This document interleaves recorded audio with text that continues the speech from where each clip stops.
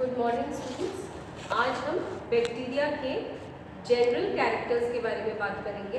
Bacteria का आपको पता ही है कि ये माइक्रो ऑर्गेनिजम्स होते हैं, प्रोकैरियोटिक माइक्रो ऑर्गेनिजम्स होते हैं, यूनिसेल्युलर माइक्रो ऑर्गेनिजम्स होते हैं। तो इनके क्या कैरेक्टरिस्टिक फीचर्स हैं? General characters.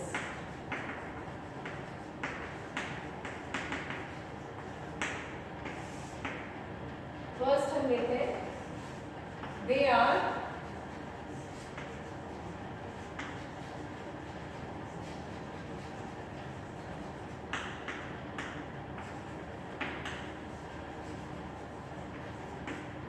Ubiquitous in nature.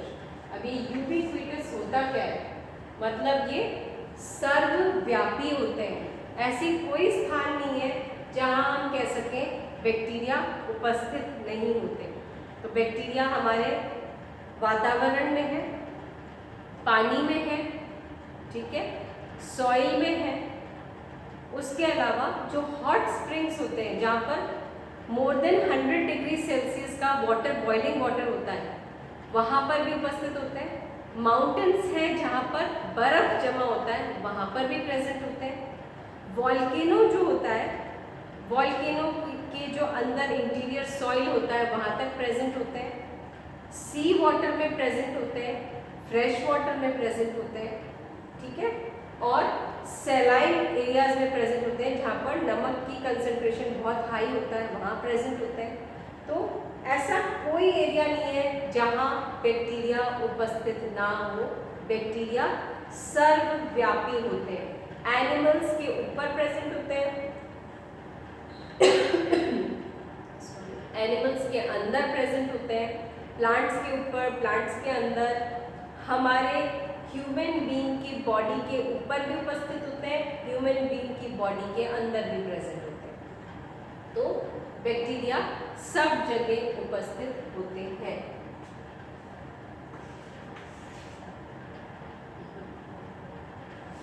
They are ubiquitous in nature. ठीक है, आ गया समझ में कि ये सर्वव्यापी होते हैं।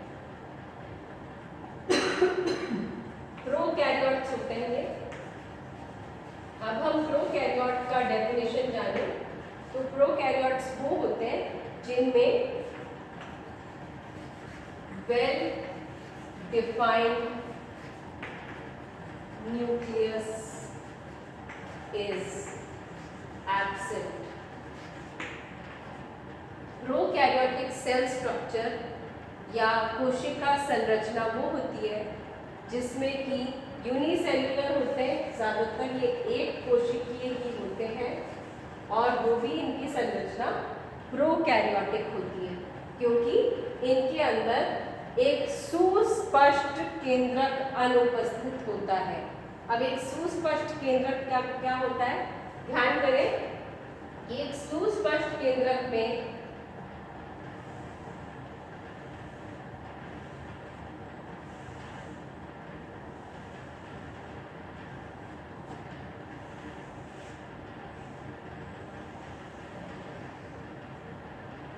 न्यूक्लियर मेम्ब्रेन होना चाहिए,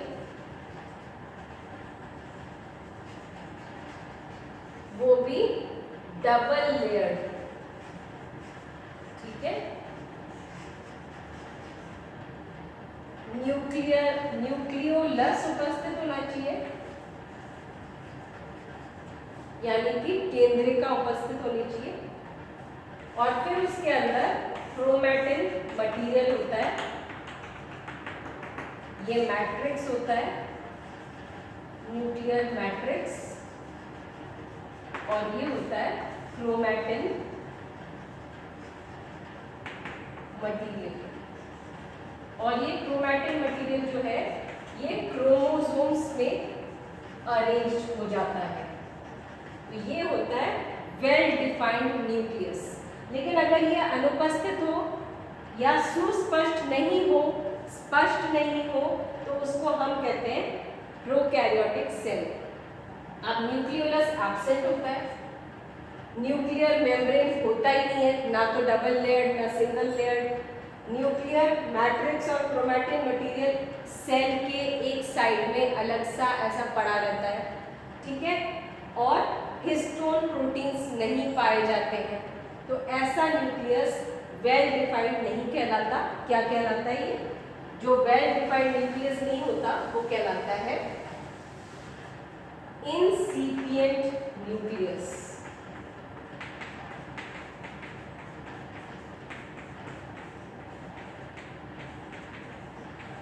या न्यूक्लियोइड या जीनोफोर, ठीक है। तो ये जो है well defined nucleus is absent, it means that the nucleus is incipient or it is known as nucleoid or it is known as genophore. So this is what is present in bacteria.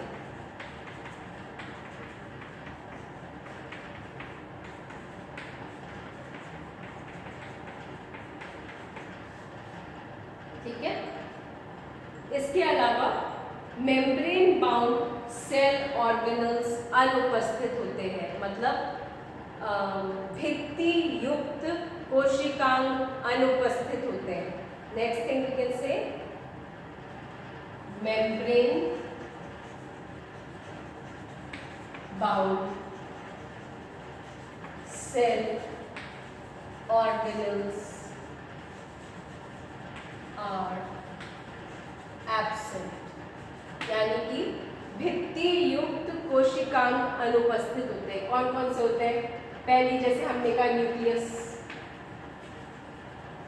Chloroplast, mitochondria, Golgi complex, endoplasmic reticulum, lysosome, ये सब अनुपस्थित होते हैं bacteria में, क्योंकि इनके चारों तरफ झिल्ली है, वैक्यूल, ठीक है। तो nucleus, chloroplast, endoplasmic reticulum, mitochondria, Golgi complex, lysosome, vacuole, ये सारे अनुपस्थित होते हैं, क्योंकि इनमें या तो डबल मेम्ब्रेन होता है या सिंगल मेम्ब्रेन होता है। तो झिल्ली युक्त जितने भी कोशिकांग हैं वो पूर्ण रूप से अनुपस्थित होते हैं बैक्टीरिया में। इसके अलावा आपको बता दिया कि हिस्टोन प्रोटीन्स नहीं होते, क्रोमोसोम्स एज सच प्रेजेंट नहीं होते, ठीक है। इनमें जो सेल वॉल होता है, नेक्स्ट पॉइंट आप देखें,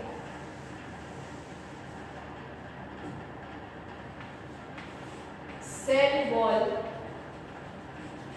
is made up of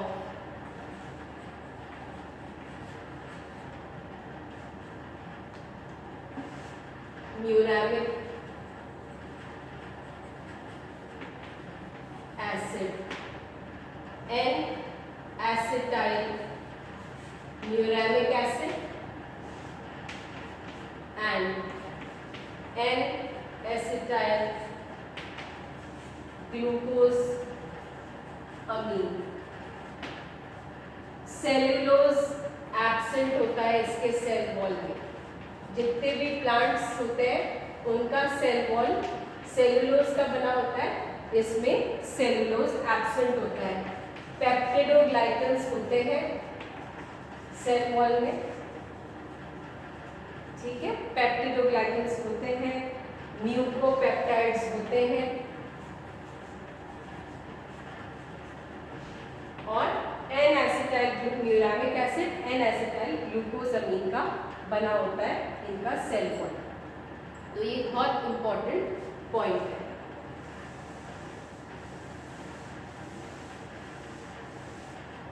cell membrane जो है वो भी उपस्थित होता है।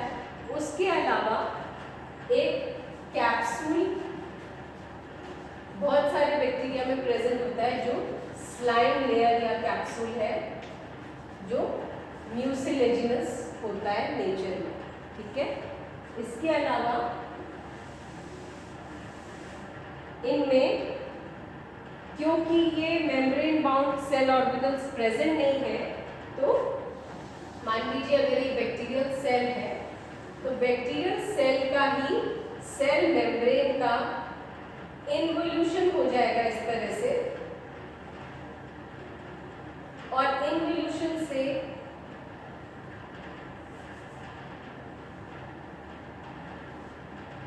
ये हो गया इन्वोल्यूटेड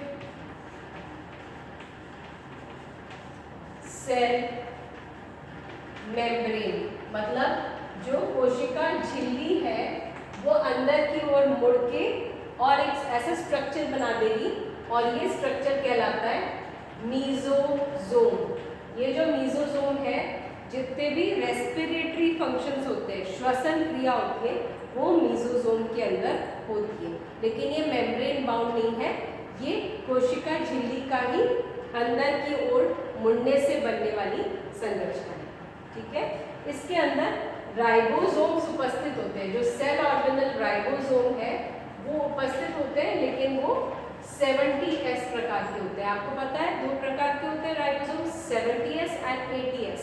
तो यूकैरियोट्स में तो 80S टाइप ऑफ राइबोसोम होता है, प्रोकैरियोट्स में 70S टाइप ऑफ राइबोसोम होता है, जिसमें कि जो सब यूनिट्स है वो 50S एंड 30S से मिलके बनता है, ठीक है।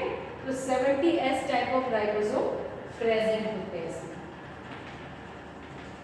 इसके अलावा जैसा इनका मोड ऑफ न्यूट्रिशन है, मोड ऑफ न्यूट्रिशन की अगर हम ब्रीफ में बात करें कि इनका पोषण किस तरह से होता है, पोषण मैंने आपको बताया या तो ऑटोट्रॉफिक होता है या हेटेरोट्रॉफिक होता है। अगर ये ऑटोट्रॉफिक है, स्वपोषी है, तो इनके अंदर कोई पिगमेंट होना जरूरी है, लेकिन वो पिगमेंट क्लोरोफिल ए नहीं होता है। जैसा कि प्लांट्स में क्लोरोफिल ए प्रेजेंट होता है, बैक्टीरिया में क्लोरोफिल ए नहीं होता, बैक्टीरियो क्लोरोफिल होता है।